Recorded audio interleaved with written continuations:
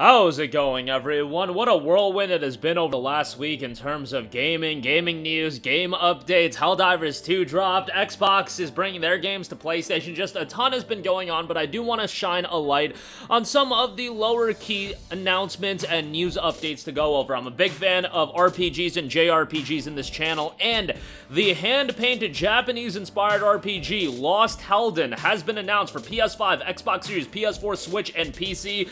Guys, this game looks absolutely awesome. It's coming from Artisan Studios, who put out another RPG that had a great art style. The game didn't turn out excellent, but it was an okay game, and this one has a star-studded cast working on it as well. For all of you RPG and JRPG fans, you gotta know about Lost Hellden, the recently announced RPG coming from Artisan Studios, the same studio that brought you Austria Ascending, which was a pretty cool game with a great art style in its own right. Hopefully they learn from that game and can parlay that into Lost Hellden when it is released in 2025. So yes, a ways away. We don't even have an official release date or anything like that, so just take that 2025 window with a grain of salt for now. However, some things to be excited about. The art style is fantastic, a hand-painted art style to go along with it. You've got audio direction by Hitoshi Sakamoto of Final Fantasy XII and Tactics Ogres, illustrations by Takeshi Oga of Gravity Rush and Siren. I definitely get the Gravity Rush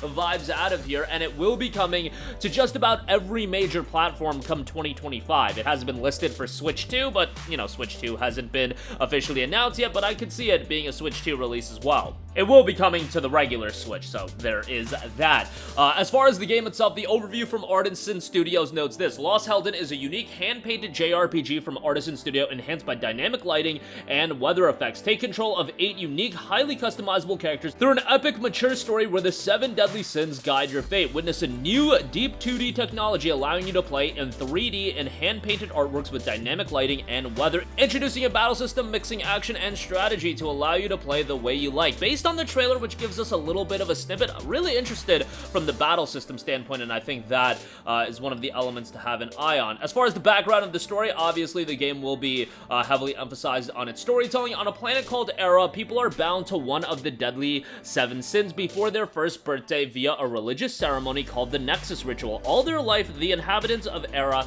have to fight against their urges. Should they fail and succumb, they transform into mindless and aggressive beasts. The Unio religion representatives, the Archons, ensure that everyone follows these rules and put down any monsters that appear in the cities. One day, a woman gives birth to twins, something that never happened before. The Prime Archon, supreme leader of Era, conducts the Nexus Ritual himself. However, something goes wrong, and one baby is bound to all 7 of the sins, while the other receives none. The twins are taken to the capital, a villa, where they are brought up as Archon apprentices, and they are never allowed to leave the walls of the sanctuary. But one day, Let, the twin bound to the 7 sins, manages to leave the city.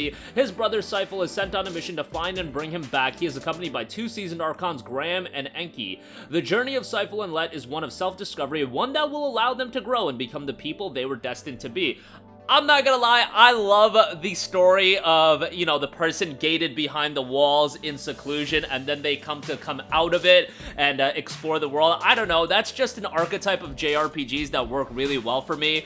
Tales of Abyss is one that I look at, and Vesperia had that with Estelle as one of the characters as far as Tales of is concerned, but it's a JRPG trope and an RPG trope, and the idea of gated behind the walls, and then the story is them exploring outside the walls, so on and so forth. The game's characters are detailed. Seifel Fairband, since Seifel was not bound to any sin during the Nexus Ritual, his childhood was significantly easier than his brother's. He grew up to be a kind-hearted yet naive young man. Seifel is usually obedient, but he willingly follows Let when he is up to something mischievous. You have Gran Stoenheim, the strong woman, taught the art of fighting to the twins. She can be harsh sometimes, especially with Let, because she sees great potential in him. She is an Archon and works closely with Enki. And then you have Enki Talevent. Enki is an Archon and a teacher to the twins. He is less strict than Graham. Sometimes he can even be as lax. He's kind of meaner, and his sense of humor make him a great person to be around. More characters obviously will be detailed in future updates as well. It's a unique 3D hand-painted JRPG enhanced by dynamic lighting and weather effects. You'll follow Cypher and his allies as a mature story unfolds, customize your characters as you see fit, and dive into a battle system that mixes action and strategy. They specifically note, take control of 8 unique, highly customizable characters through an epic mature story where the 7 deadly sins guide your fate. Witness a new deep 2D technology allowing you to play in 3D and hand-painted artworks with dynamic lighting and weather, and introducing a battle system mixing action and strategy to allow you to play the way you like. They do also have system requirements listed. I think this is the earliest a game has had system requirements listed, given that it's a year out, but you know, the game's not going to be too difficult to run, and I think it's shaping up quite nicely. Watch the trailer for yourself, especially with the audio, because the audio to this game is fantastic. Like, it really has that epic scale that I think a lot of people look for out of a JRPG, where the audio just emphasizes it. I don't think this is gonna be the biggest budget JRPG in the world. I certainly don't expect it to be a full $60 or $70 game, God forbid that. I more so expect it to be 30, 40, maybe 50 at the most, but again, the trailer looks fantastic, and when you look at the character design, that looks great, and some of the backdrops in the exploration elements of the game, that looks great as well. I think this is gonna be one of those games that has a lot of interest inherently based on its art style. We've seen that quite often before, where games, just because they look so unique and compelling from an art direction standpoint, they get quite a lot of attention. Now, it's ultimately going to be up to Artisan Studio to complement the game with solid gameplay fundamentals, because while they have a, you know, quality cast working on the game from an art direction standpoint as well as a music standpoint, that only is going to enhance the aesthetics and the presentation of the game. It's going to be up to Artisan to actually create a compelling JRPG from a mechanical standpoint, and we'll see if they can do that. Remember, Austria Ascending came out all the way back in 2021, and that game had a great art direction as well, but it's not like that game popped off at all. I believe it was on Xbox Game Pass, so hopefully they did well in terms of the commercial aspects of the game by having it on Game Pass, but that was priced at $34.99, I believe. It might have been $39.99 at launch, but as I'm looking at it right now on Steam, it was $35. This one also interesting because it's developed and published by Artisan Studios in-house, so that'll be published directly by them, whereas Austria Ascending was published by Dear Villagers and Maple Whispering Limited. So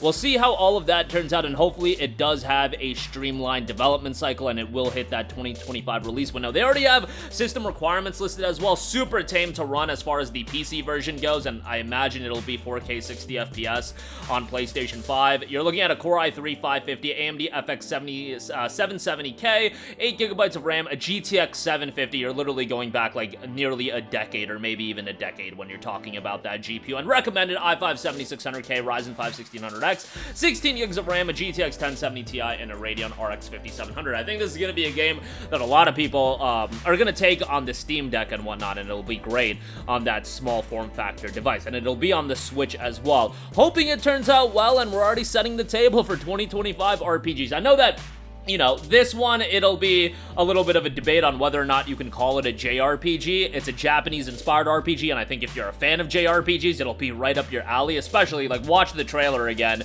and listen to that sound direction, because that is so reminiscent of a lot of big JRPGs. But I think the game looks great, and it's definitely one that's gonna probably go under the radar. I doubt it's gonna be talked about much in 2024, but as we get closer to 2025 and, you know, closer to the release of the game, I think it's gonna get quite a bit of attention, and hopefully the dialogue and discussion of the game will ramp up a little bit. It'll be interesting more so that this is a game that really, it's going to depend on what games come around it, because it's a brand new IP. It's not like Austria Ascending was a slam dunk home run, and Artisan Studios at this point is still relatively unknown, but we'll see how it turns out. Definitely have this one on your list to follow, and I think it could be something compelling in 25. But that'll do it for me. Sound off with all of your thoughts in the comment section down below. Thank you for watching, and goodbye. Hey guys, we hope you enjoyed the video, and if you did, make sure to hit the subscribe button, and if you're already subscribed, do us a favor and hit the bell icon. This way you'll be notified whenever we post a new video. That's the best way to keep up with all of our uploads, and we usually try to upload 2 videos a day. And with the bell icon hit, you'll be notified whenever we do upload a video. As always, thanks for watching.